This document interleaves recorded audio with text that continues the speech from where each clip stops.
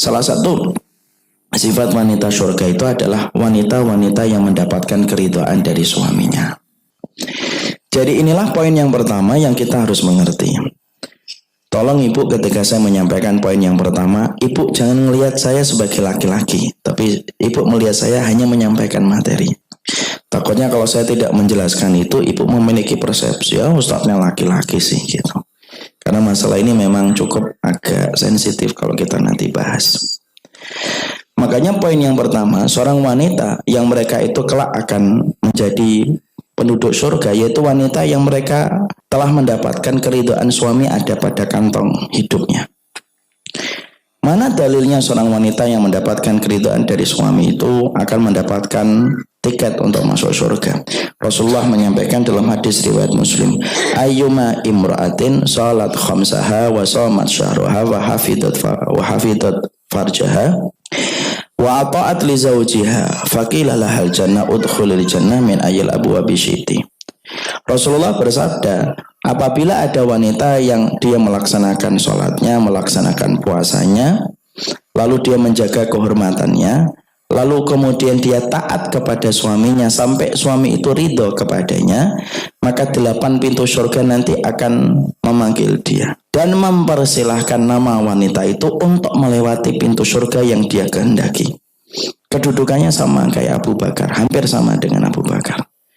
Abu Bakar itu laki-laki yang nanti ketika di surga itu dipanggil oleh 8 pintu surga masing-masing. Pintu sholat manggil Abu Bakar, pintu puasa manggil Abu Bakar. Dan ada kedudukan yang mendekatkan walaupun tidak sebagaimana Abu Bakar, yaitu adalah wanita yang mendapatkan keridhaan dari suaminya, maka 8 pintu surga itu boleh dilewatin. Ibu boleh masuk pintu sholat, ibu boleh masuk pintu sedekah, ibu boleh masuk dari pintu jihad kalau sudah mendapatkan keridhaan dari suami. Inilah perkara yang kemudian menjadi sangat penting dalam kehidupan wanita. Jihadnya wanita itu ternyata bukan berada pada tempat-tempat yang jauh. Ibu tidak diperintahkan oleh Islam untuk pergi ke Palestina. Lah, tidak usah pergi ke Palestina. Mau pergi kemana? Mau ke Palestina, Ustaz. Ngapain? Mau jihad. Alah, tidak usah ke Palestina. Karena jihadnya wanita itu bukan terletak di Palestina dan bukan terletak di tempat-tempat jihad. Tapi ternyata jihadnya seorang wanita itu adalah kepada suaminya, yaitu adalah di balik punggung suaminya, disitulah ada surga yang menanti.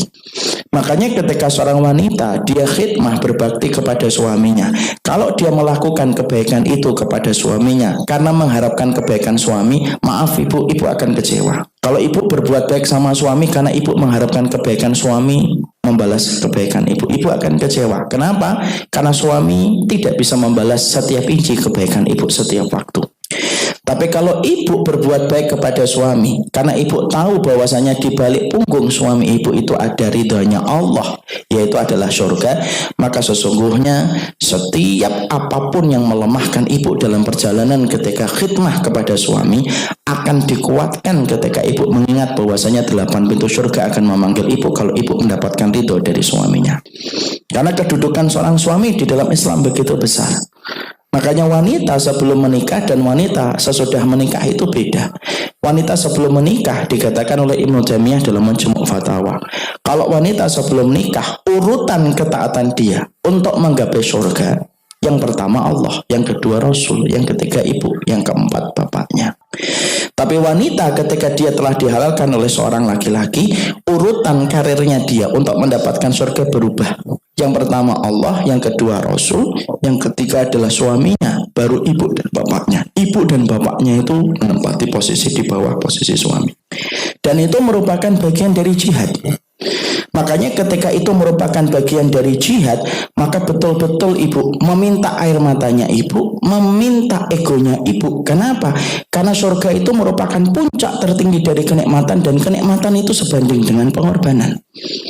Karena membaktikan diri kita kepada suami setiap waktu itu tidak gampang. Terutama ketika kita paham wanita itu diciptakan oleh Allah dari tulang rusuk yang paling bengkok.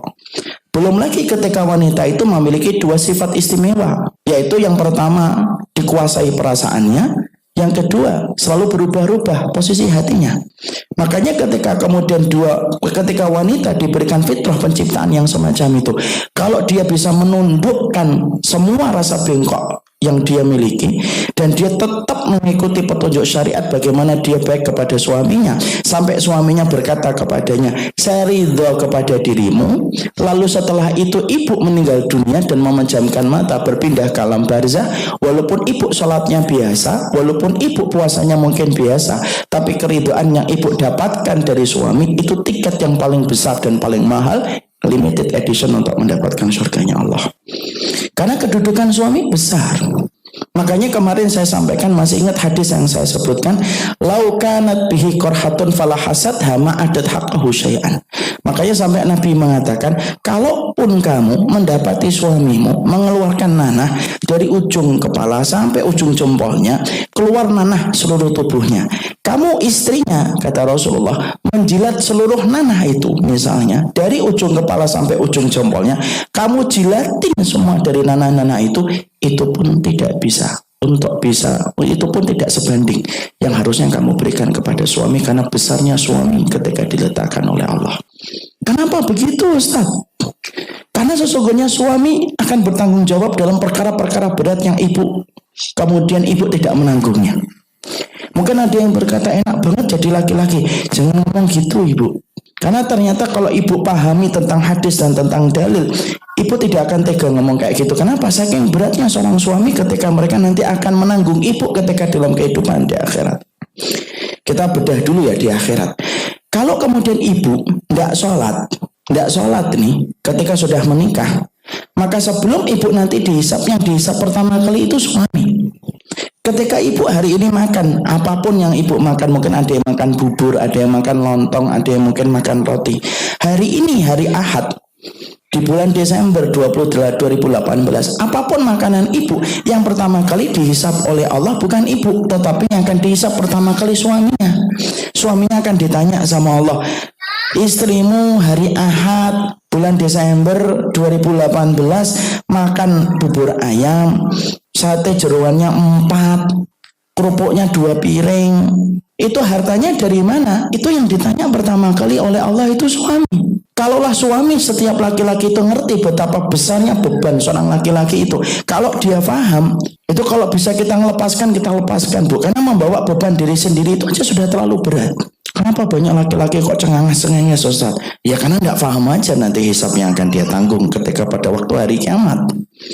Makanya itulah yang menjadikan akhirnya secara dalil kita paham begitu beratnya seorang suami untuk menanggung itu. Ibu paham, sampai ibu kemudian mendapatkan pakaian, baju, sampai mobil, motor, itu ibu tidak dihisap, ibu, yang dihisap suami kita. Karena tanggungan beratnya akan ditanggung oleh setiap suami ketika nanti dia berhadapan dengan hisapnya Allah. Makanya Allah itu mudahkan ibu. Allah tidak memberikan hisap itu bagi ibu ketika di akhirat, tapi Allah menyegerakan ketika di dunia sebentar.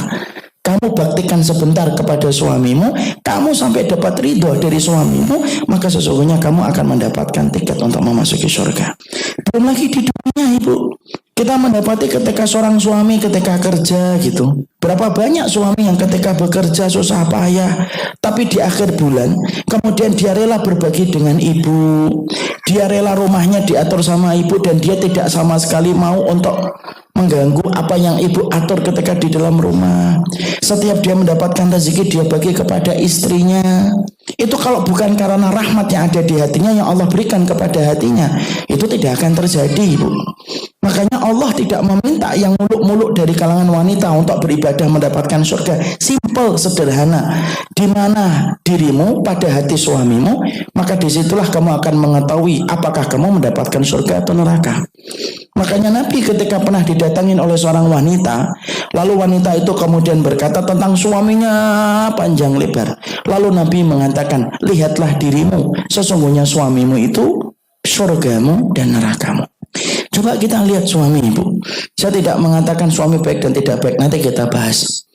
Kita kemudian harus paham, suami kita ini Masya Allah, dia memberikan apapun rezeki yang dia peroleh, dia bagi untuk istrinya. Padahal ibu, maaf ya, dia sama temannya saja tidak mungkin dia traktir setiap waktu. Kita kalau dapetnya ada laki-laki misalnya, dia traktir, dia terkenal dermawan, dia traktir itu temannya. Lama-lama dia traktir temannya itu, lama-lama pasti kemudian dia capek dan letih. Yang traktir saya terus itu, mbok gantian kamu gitu loh. Itu baru 4 kali 5 kali Bu, gantian lah gitu. Tapi hebatnya Allah ketika memberikan hati kepada seorang suami, suami kita itu traktir istrinya bertahun-tahun, tapi tidak pernah ada seorang suami yang ngomong sama istrinya, mbok gantian gitu loh, traktir gitu loh, mau saya traktir kamu bertahun-tahun. Tidak ada Ibu. Makanya ketika seorang wanita Allah sudah memberikan semacam itu, kehadiran suami kita itu sebenarnya mendekatkan ibu kepada surga. Karena kita beruntung ketika ada seorang suami yang telah menghalalkan seorang wanita, maka wanita itu mendapatkan jalannya ketika ingin mendapatkan surga itu menjadi lebih dekat. Kalaupun ada yang kurang, wajar Ibu, karena laki-laki itu bukanlah malaikat. Mereka hanya laki-laki di akhir zaman yang penuh dengan kekurangan. Sebesar apapun kekurangan yang dimiliki oleh seorang suami, selama itu bukan perbuatan syirik dan perbuatan dosa besar, maka wanita itu harusnya mereka ngerti di balik punggung suaminya itu ada surga Ibu. Dan kalau Ibu tidak mengingat surga ketika khidmah kepada suami, pasti Ibu akan terus perhitungan dengan suaminya atas semua khidmahnya Ibu berikan kepada suami. Ada yang mungkin ngomong ke saya gini, lihat-lihat dulu suaminya Ustadz. Loh, Asia itu kurang apa suaminya Bu? Fir'aun. Asia binti Nuzaim itu Fir'aun suaminya. Dan kita tahu ya, dolimnya Fir'aun itu kayak apa Ibu? Wong bayi laki-laki setiap Bani Israel dipenggal kepalanya coba. Saya tidak pernah bayangkan ada kepres dari Fir'aun di Mesir memberikan perintah kepada tentaranya setiap bayi laki-laki penggal kepala, padahal baru keluar dari oroknya.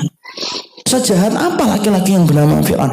Tapi uniknya Asia itu mendapatkan surga walaupun suaminya kayak Fir'aun. Saya yakin suami kita itu tidak sejahat Fir'aun Ibu.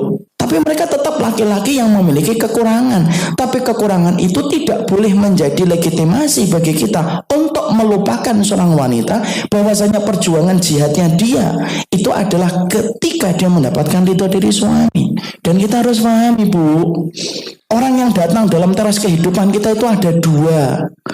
Ada yang datang seakan-akan membawa bunga yang membuat ibu senang dan membuat ibu gembira.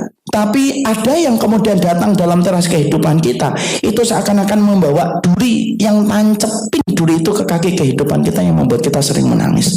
Dan kita tidak ngerti siapa yang datang dalam teras kehidupan kita. Saya ambilkan kata-kata ini supaya saya ingin sampaikan.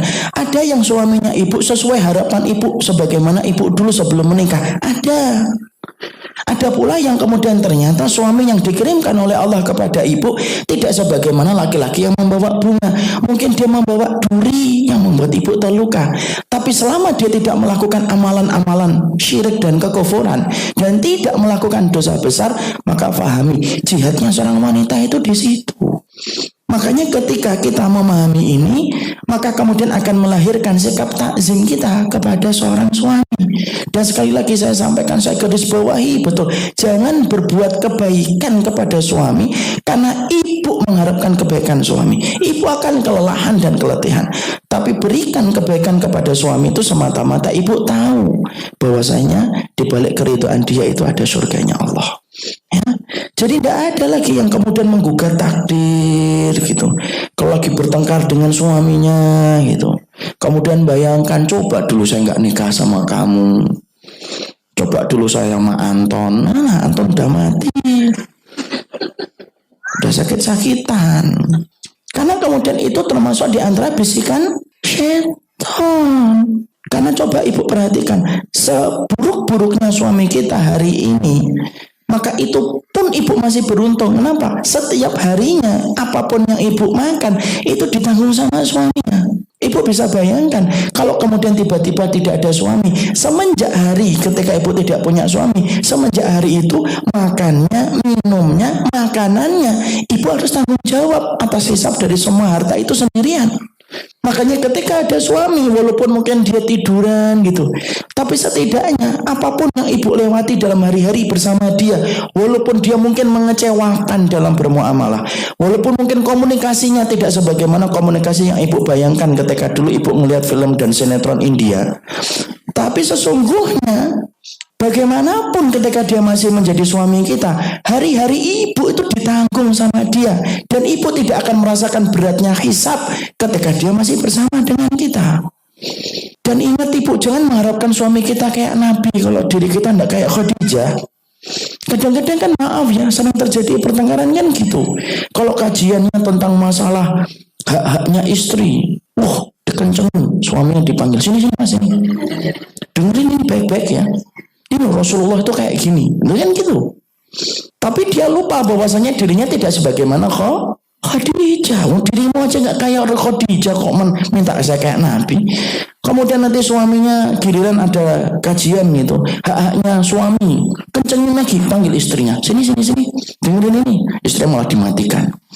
Makanya kalau kemudian semacam itu tidak bisa, karena kita tidak bisa mengharapkan kesempurnaan dalam setiap perkara, ibu. Kalau ada yang ngomong suami saya begini, suami saya begitu, maka jawabannya simpel. Lah kalau semuanya dimudahkan untuk ibu dan untuk saya, lah dari mana kita dapat pahala kesabaran? Kadang-kadang Allah memberikan kepada kita suami atau istri tidak sebagaimana yang kita bayangkan, karena Allah ingin supaya kita memetik pahala kesabaran di akhirat. Dan itu merupakan bagian dari takdir yang Allah berikan kepada kita. Makanya inilah perkara yang menjadikan seseorang itu betul-betul paham betul. Seorang wanita itu sebenarnya musuhnya satu, ibu, ngikutin perasaan. Kalau dia ngikutin perasaan terus, dalil, ayat, hadis hilang, bu, kalau sudah ngikutin perasaan. Tapi kalau kita menekan perasaan kita, lalu mengikuti apa yang dikatakan oleh petunjuk dalil, maka disitulah ibu akan dimuliakan oleh surga, dan ibu akan dipersilakan oleh 8 pintu surga untuk memasuki dari arah mana. Enak. Ibu tidak perlu keluar pagi-pagi, kemudian ke kantor. Maaf loh ibu, saya tidak membela suami sama sekali. Coba bayangkan, berapa banyak suami, saya tuh dengar curhatan sendiri. Berapa banyak suami yang kadang-kadang bertahan di kantor, bu, dia. Dengan atmosfer yang tidak menyenangkan. Di pressure setiap harinya. Tapi tetap bertahan di kantor itu bertahun-tahun, walaupun kemudian penyakit itu menggerogoti dirinya. Saya ngomong sama bapak itu, kenapa bapak tidak keluar? Gimana keluarga saya, Ustaz, kalau saya keluar? Dia rela, ibu, walaupun sebenarnya itu bukan tempat yang nyaman untuk dia bekerja. Kadang-kadang laki-laki, maaf, mereka rela menyembunyikan tusukan-tusukan belati di punggungnya, walaupun ketika pulang dia memberikan senyuman, walaupun di belakangnya itu belati nancap di punggungnya, ibu. Saya bicara tentang laki-laki yang normal loh ya. Kecuali laki-laki yang berbuat dosa-dosa besar, zina, jadi dukun, itu beda urusan kita. Karena bagaimana kadang-kadang kita mendapati ada seorang istri ngomong, suami saya kurang romantis, Ustaz. Kurang romantisnya kenapa? Sedikit bicara. Itu bukan kurang romantis, ibu. Memang perempuan, memang laki-laki itu sedikit bicara. Kalau kita nuntut kesempurnaan dalam kehidupan suami kita, wallahi ibu, tidak ada yang sempurna. Karena sebenarnya tidak ada yang bisa memuaskan kita dalam kehidupan di dunia, kecuali nanti kalau kita sudah ditempatkan oleh Allah di surganya. Makanya yang pertama yang menjadikan seorang wanita dalam kehidupan rumah tangga, ketika dia pulang ke rumah mendapati suaminya, maka tidak ada yang dia bayangkan kecuali satu, saya tidak boleh kufur sama dia. Kalaupun dia bermaksiat, antara dia dengan Allah. Jangan mengajak kita untuk maksiat. Kalaupun dia kurang ibadah, itu antara dia dengan Allah. Tapi kemudian saya tahu bahwasanya di balik punggungnya itu ada surga. Walaupun mungkin suami saya tidak sebagaimana yang saya inginkan ketika dulu sebelum pernikahan. Menikah itu kan bukan bicara tentang masalah memuaskan keinginan. Menikah itu kan sering kita dengarkan dari para ustadz-ustadz sepuh. Menikah itu ibadah. Menikah itu ibadah. Kan gitu ngomongnya ustadz-ustadz sepuh dulu. Ustadz-ustadz tua itu kalau ngomong kan gitu sama anak-anak muda. Nah, nikah itu ibadah. Kalau kemudian orang tua kita sudah ngingetin nikah itu ibadah, berarti di situ memang ada ujian. Ada yang datang dalam teras kehidupan kita membawa bunga, ada yang datang dalam teras kehidupan kita itu membawa luka. Ada yang datang dalam teras kehidupan kita, kadang dia membawa bunga, kadang dia membawa duri. Karena memang kehidupan itu ada air mata dan ada tawa. Dan itu semua Allah yang sudah ngatur. Makanya sampai-sampai diceritakan di dalam hadis itu. Makanya Nabi sampai ngomong kepada para sahabat itu, ala ukhbirukum binisa'i ahlil jannah. Kalian mau tahu nggak siapa itu wanita-wanita penduduk surga? Lalu kemudian para wanita itu berkata, bala ya Rasulullah, kami pengen tahu siapa itu wanita-wanita penduduk surga ya Rasulullah. Nabi mengatakan yang pertama, al-wadud, banyak cinta dia kepada keluarga. Yang kedua, al-walud, dia punya banyak anak yang ditakdirkan oleh Allah. Yang ketiga, al-a'ud, kalau dia melakukan kesalahan ataupun suaminya yang salah ataupun dia yang salah, kemudian dia mendapati suaminya yang marah, maka dia rela untuk datang kepada suaminya, lalu meletakkan tangannya di atas telapak tangan suaminya, lalu berkata, la aduku gomson hatta tardo, dan aku tidak akan menarik tanganku sampai kamu ridho kepada diriku. Coba, sampai Nabi ngasih tahu sedetail itu. Mungkin ibu-ibu ada yang ngomong, gengsi Ustaz. Masalahnya kan tadi saya katakan, perasaan kita itu yang menghalangi kita ngikutin syariat. Sama kayak laki-laki juga gitu. Laki-laki itu kan saya kasih tahu, Pak, walaupun saya muda, kita harus tahu loh Pak, sunnahnya laki-laki itu suka harus memberikan romantisme sama istri-istri kita. Dirayu, digombalin. Kadang-kadang wah, sungkan Ustaz. Karena kemudian tadi gengsi, perasaan itu yang kadang-kadang kemudian menghalangi kita dari ikutin syariat. Makanya kalau kemudian kita paham, kalau sudah surga itu ibu, maaf ya bu, kalau sudah surga, maka apapun ibu akan lakukan itu. Maaf kata ya, kalau contoh ini tidak tepat dan kurang benar. Ibu tahu yang namanya PSK hanya untuk mendapatkan harta dari seorang laki-laki hidung belang pezina. Dia rela melakukan apa saja hanya untuk mendapatkan uang dari seorang laki-laki, ditempatkan itu kepada dia, lalu ditinggalkan. Padahal dia hanya nyari duit bu. Dia rela beli apa saja untuk menyenangkan laki-laki hidung belang yang mendatangi dia. Itu seorang pezina loh bu. Lah kalau seorang pezina PSK WTS ternyata kemudian hanya untuk mencari laki-laki hidung belang, dia rela melakukan apa saja untuk memuaskan laki-laki itu, walaupun dia tahu setelah itu laki-laki itu akan pergi meninggalkan dia. Loh, seorang wanita yang beriman sama Allah, beriman sama hari akhir, mengharapkan surga, kok ketika dia berbakti sama suaminya, kemudian dia setengah hati dan ala kadarnya, loh surga mana yang sedang kita tuju? WTS gara-gara untuk dapat uang 500, 1 juta, 2 juta, 3 juta, rela melakukan apa saja yang diperintahkan oleh kemudian laki-laki hidung belang.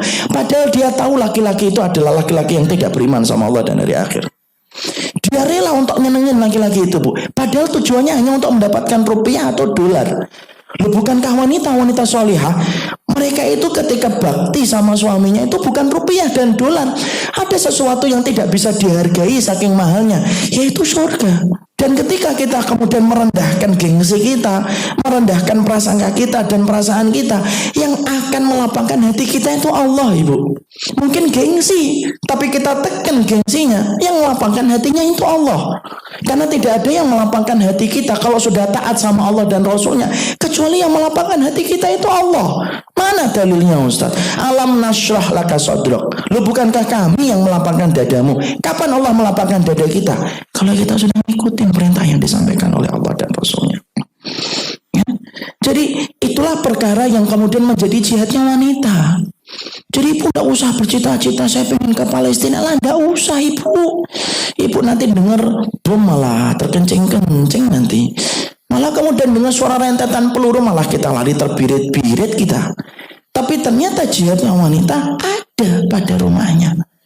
Semakin dia memberikan khidmahnya kepada suaminya semata-mata karena Allah, sampai suaminya ridho, setelah itu ibu meninggal dunia, ibu akan masuk surga. Saya ada kisah nyata ini bu. Ibu boleh ambil boleh tidak. Di daerah salah satu jamaah saya di kota wisata. Saya punya kajian dengan keluarga itu.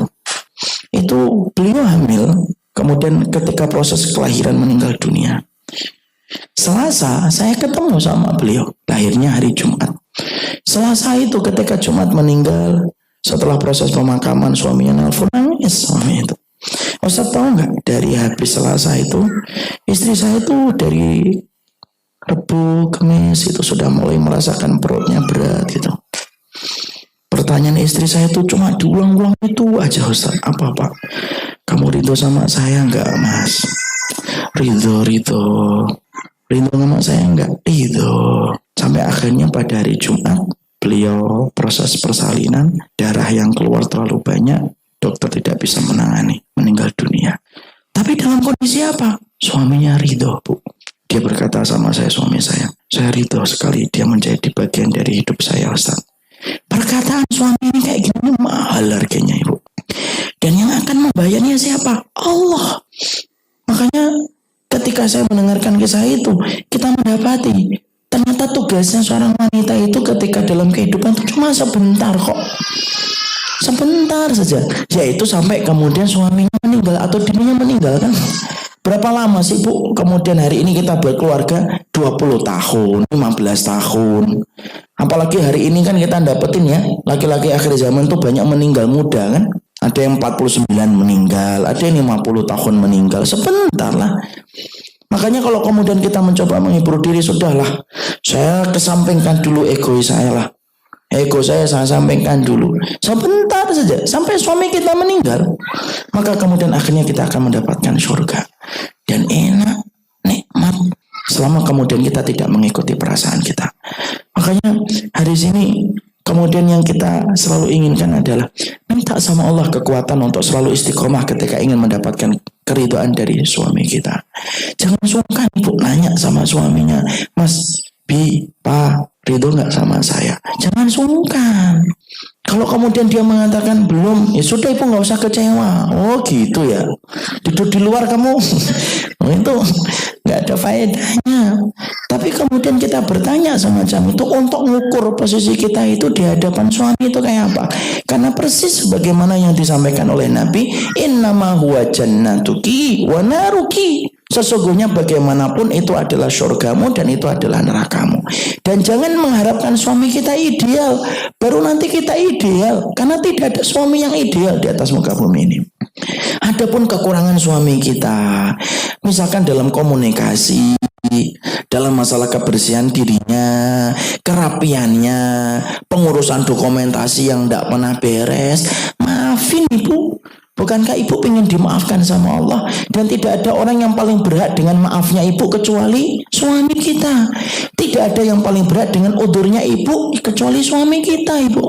Sekali-kali kalau malam dilihatin suaminya pulang-pulang capek, letih, Ibu. Kadang-kadang itu pun suami masih bertanya sama kita, mau dibantu apa? Kalaupun kadang-kadang dia langsung tidur, Ibu harus paham. Mungkin dia seharian capek. Kadang-kadang di kantor mungkin dia habis dimarahin sama atasannya, dipreser sama kemudian teman kerjanya. Pulang-pulang dia nggak cerita, Ibu. Kenapa? Dia lebih baik menyembunyikan beratnya pekerjaan itu, tidak perlu menyampaikan kepada istrinya. Saking baiknya seorang suami kepada istrinya. Makanya maaf sekali kalau kemudian kita sering bersuudzon kepada suami kita, maka pahami tidak ada yang paling berat dengan udurnya Ibu kecuali adalah suami kita. Ustaz, apakah saya mentaati suami saya dalam semua perkara? Iya, kecuali satu, ketika suami kita memerintahkan di dalam kemaksiatan. Kalau suami kita menyuruh kepada kemaksiatan, baru kemudian tidak ada ketaatan kepadanya. Bahkan maaf, sampai-sampai ketika perintahnya berbarengan dengan perintah dari ibu kita, kok barengan datangnya, maka ibu harus paham, memberikan ketaatan kepada suami didahulukan daripada memberikan ketaatan kepada ibu kita. Contoh, ibu kita ngomong, nak, nanti hari Rabu kesini ya nak. Kita sudah ngomong iya. Baru kita memberikan jawaban kepada suami kita, iya. Kemudian tiba-tiba suami kita ngomong, hari Rabu nanti tolong temenin saya ya ke tugas keluar kota. Itu dalam Islam kita boleh menyampaikan, tapi tidak boleh ngatur jawaban dari suaminya. Kita sampaikan, maaf, saya kemarin diminta sama ibu saya untuk nemenin hari Rabu. Suami kita ngomong, enggak, hari Rabu temenin saya, sama ibu diatur lagi hari yang lain. Maka kita wajib untuk ngikutin suami. Saking besarnya bagaimana kedudukan seorang suami dalam kehidupan seorang wanita ketika dia telah dihalalkan oleh Allah, telah dihalalkan oleh laki-laki itu di hadapan Allah. Kecuali satu, Ibu, kalau laki-laki suami kita sudah melakukan dosa besar. Apa kriteria dosa besar ketika wanita boleh untuk berpisah dari suaminya? Dia berzina, ya, dia jadi dukun, dia ngasih harta haram kepada ibu, dia melakukan pemukulan terus-terusan kepada ibu, dia tidak sholat, maka itu dosa besar. Wanita ketika mendapati suaminya tidak sholat, jadi dukun, berzina. Kalau wanita sampai kemudian mendapati suaminya semacam itu, diberikan oleh Allah Dua pilihan dalam syariat. Satu, kamu sabar sambil menunggu suamimu ini tobat. Atau yang kedua, kamu kemudian bagaimana ngurus khuluknya. Kamu berpisah dari suamimu, khuluk dari jalur wanita, dengan mengembalikan mahar yang dulu pernah diberikan kepada dirimu. Tapi kalau suami kita masih menegakkan sholat, walaupun tidak soleh banget, belum terlalu solih, tapi dia menegakkan sholat, ngasih harta ibu kepada harta yang halal, tidak melakukan tindakan pemukulan secara terus menerus, kemudian dia masih melakukan kewajibannya sebagai seorang muslim, kekurangan-kekurangan yang dia miliki itu bagian tanggung jawab dia nanti di hadapan Allah. Ibu tidak akan ditanya tentang kemaksiatannya suami. Ibu hanya ngasih peringatan saja, mas itu dosa. Suami kita nggak dengar, itu antara dia dengan Allah. Itu maksiat, itu antara dia dengan Allah. Selebihnya ibu tetap akan berbakti kepadanya, karena sesungguhnya kita mengetahui bahwasanya itu merupakan bagian kita berterima kasih atas semua yang telah diberikan suami kepada kita. Jadi tidak ada lagi orang yang beranggapan bahwasanya saya pengen jadi istri kayak gitu, tapi lihat-lihat dulu suaminya. Bukan itu. Tapi kita kemudian tetap akan berbakti selama suami kita tidak melakukan amalan-amalan pembatal Islam, maka dia tetap suami kita dan itu akses kita untuk mendapatkan surganya Allah. Ya, makanya minta sama Allah kekuatan untuk terus berbakti sama suami kita. Kadang-kadang Ustaz habis dari sini sih semangat, nanti pulang-pulang beda kan? Mungkin habis dari sini, mungkin kajiannya masuk gitu. Baik banget itu sama suaminya. Jangan sampai suami kita malah merasa kok beda ini. Kamu mau minta apa sih? Sampai gitu. Itu saking jarangnya istri berbuat baik sama suami itu kayak gitu. Sampai ketika istrinya berbuat baik sedikit itu suaminya, ini ada apa ini? Ini minta tas atau sepatu ini. Jangan sampai kemudian gitu. Kadang-kadang ada yang 3 hari, 4 hari. Makanya ngaji, Bu. Ngaji itu salah satunya fungsinya itu apa? Menjadikan kita semakin tawadhu di hadapan suami kita. Maaf kata ibu, kalau ngajinya ibu hanya menjadikan ibu nanti kemudian takabur dan sombong di hadapan suaminya, alah ndak usah ngaji lah. Karena saya pernah mendapati apa? Saya pernah mendapati ada seseorang ustadz cerita, ada seorang wanita ngaji, suaminya belum ngaji. Maka tiap hari itu didikte suaminya. Maka kemudian sang ustadz ketika saya dengarkan kajiannya mengatakan, ini contoh dari ilmu yang tidak barokah. Jadi kalaupun ibu hari ini ditakdirkan ilmu agamanya lebih baik daripada suami, tetap bagaimanapun kita tetap harus tawadhu di depan suami kita. Karena siapa Ustaz? Karena suami saya, bukan karena Allah. Jadi tidak usah nanti cerita sombong gitu, baru ngaji sebentar sudah sombong depan suaminya. Sini wahai suamiku, kamu tahu nggak bagaimana nasibnya wanita ketika di surga? Nggak tahu kan? Makanya dengerin ngaji, gitu kan kadang-kadang. Baru belajar tajwid, sombong pulang ke rumah, suaminya baru pulang gitu. Kamu tahu ikhfa apa? Nggak tahu kan ikhfa?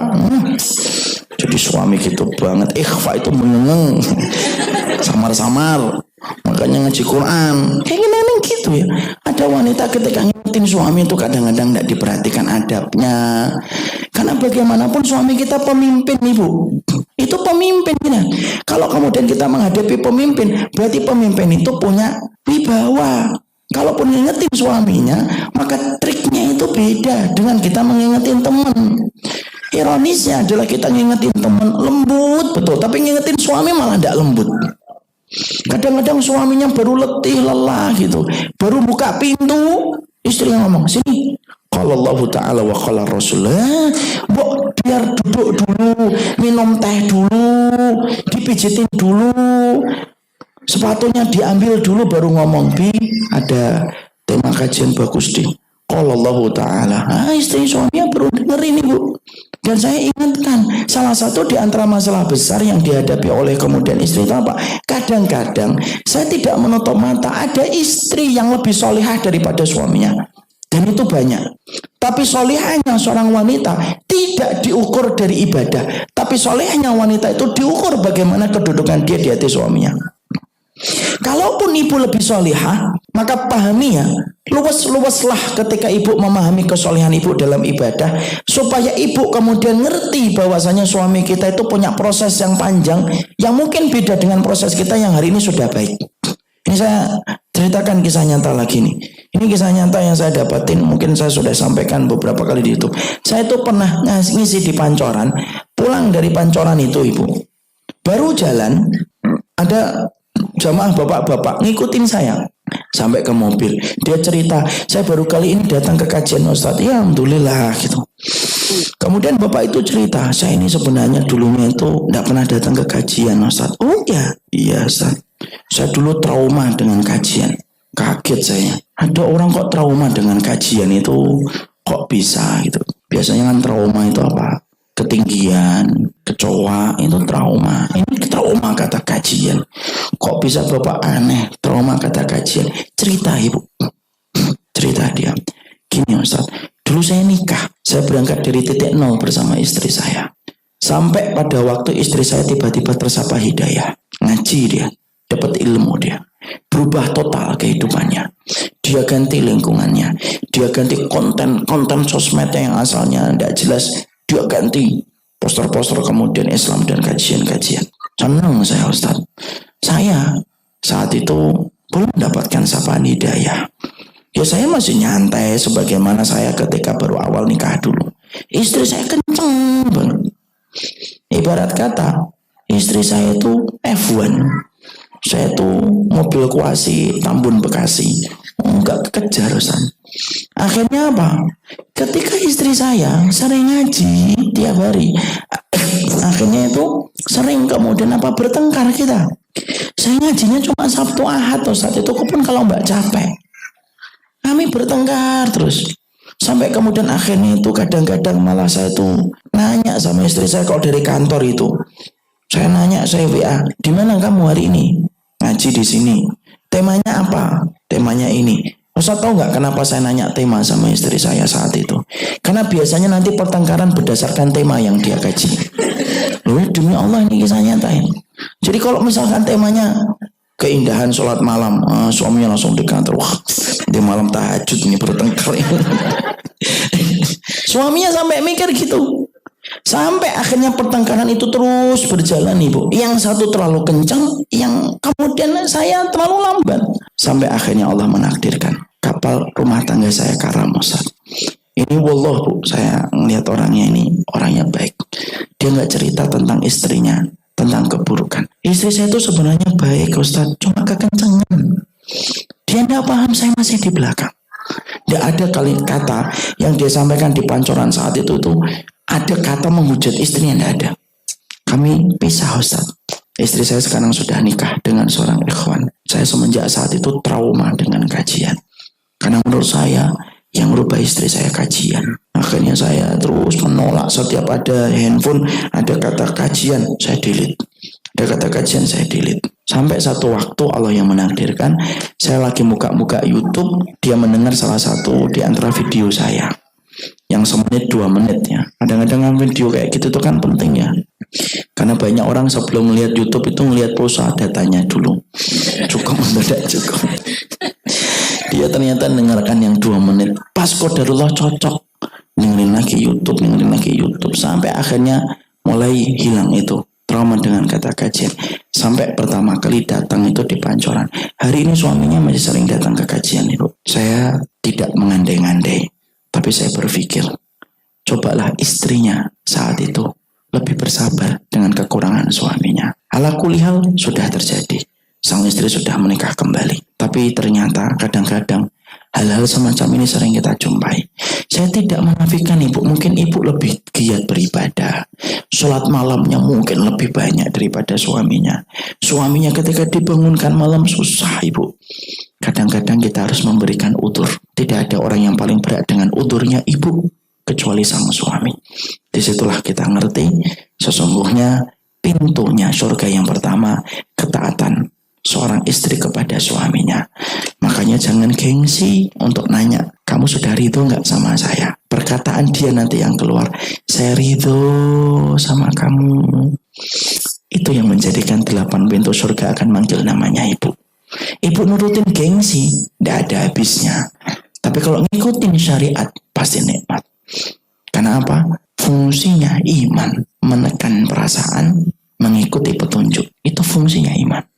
Kalau kita mengaku beriman, masih ngikutin perasaan, meninggalkan petunjuk, ngapain kita beriman?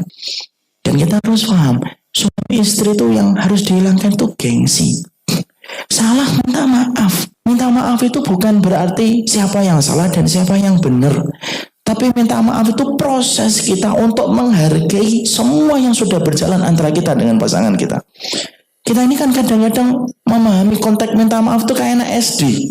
Kalau saya minta maaf, saya yang salah. Kalau dia minta maaf, dia yang salah. Padahal dalam sebuah rumah tangga, minta maaf itu bukan konteks salah dan benar. Tapi konteksnya, minta maaf itu adalah upaya menghargai setiap perjuangan yang telah kita lewati bersama. Makanya itulah yang menjadikan kita akhirnya memahami, tunjukkan ibu, kalau wanita dirindukan surga, wanita yang nanti menjadi penduduk surga, wanita yang mendapatkan keridhaan dari suaminya. Jangan mengharapkan suami kita kayak Rasul, kalau diri kita tidak sebagaimana Khadijah. Saya itu kalau sudah membahas tentang ibu Khadijah itu sering nangis ibu. Terus terang saya belum pernah dapetin wanita sebesar hatinya ibunda Khadijah. Tidak pernah marah ibunda Khadijah.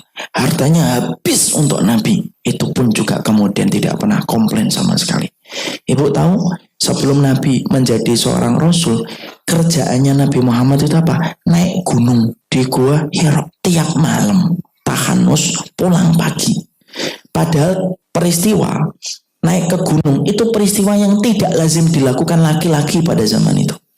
Ketika pada satu waktu ketika di Gua Hira Nabi pulang gemeter ketakutan. Perhatikan Khadijah kemudian memberitahukan ketenangan kepada Rasulullah. Kemudian diselimuti, kemudian ditenangkan oleh ibunda Khadijah. Ibunda Khadijah nggak komentar ketika Nabi itu pulang. Tuh kan, kamu sih malam-malam ke gua, ngapain lagi? Pulang-pulang gemeter. Boleh jadi laki-laki itu yang normal-normal gitu loh.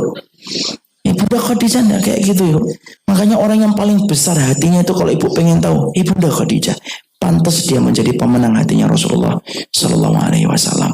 Makanya sampai yang cinta sama Khadijah itu bukan hanya Nabi, lu sampai Allah aja cinta sama Khadijah.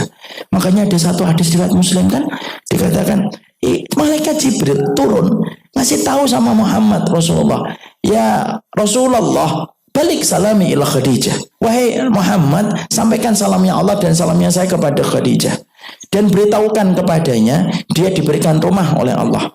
Dan rumahnya Khadijah itu apa? Rumah yang kemudian terbuat dari mutiara, dan rumah itu tenang ibu. Kenapa rumahnya ibunda Khadijah nanti di surga ada kata tenang ibu? Karena menggantikan semua keributan yang pernah didapatkan oleh ibunda Khadijah. Ketika rumahnya tidak pernah sepi dari para sahabat yang datang. Itulah wanita penduduk surga, ibunda Khadijah, yang tidak ngikutin perasaan, tapi ngikutin petunjuk. Wallahu a'lam bishawab.